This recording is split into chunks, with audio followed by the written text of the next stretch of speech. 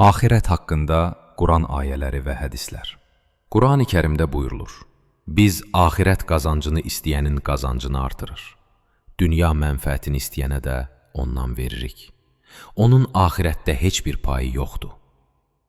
Bir gör, onların birini digərindən necə üstün etdik. Axirətdə dərəcə və üstünlüklər daha yüksək və ucadır. De, dünyanın malı azdır və axirət təqvası olan üçün daha yaxşıdır. Ey qövmüm, bu dünya həyatı keçici bir şeydir. Qalmaq yeri axirət evidir. Hədislər.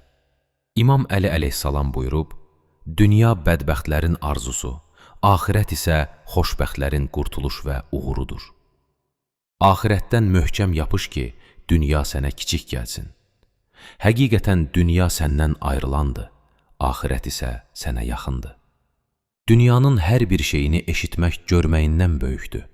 Axirətin isə hər bir şeyini görmək, eşitməyindən böyükdür. Odur ki, axirəti görməyin yerinə gözlərə görünməyən, qeyb pərdəsi arxasında olanları müşahidə etmək əvəzinə elə eşitməklə və peyğəmbərlərin vasitəsilə xəbərdar olmaqla kifayətlənin. Öz əbədi evini abadlaşdıran kəs ağıllıdır. Dünya qurtaran, axirət isə əbədidir. Axirətin heç bir əvəzi yoxdur və dünya insanın qiyməti deyil. Axirəti yada salmaq dava dərmandır. Dünyanı yada salmaq isə ən pis dərd və xəstəlik. Kim axirəti çox yadına salsa, günahı və Allaha qarşı itayətsizliyi az olar. Dünyaya rəğbəti ola-ola axirət üçün iş görmək faydasızdır. Allahın Peyğəmbəri salavatullah. Dünyan üçün elə işlə ki, sanki əbədi yaşayacaqsan və axirətin üçün elə iş gör, sanki sabah öləcəksən.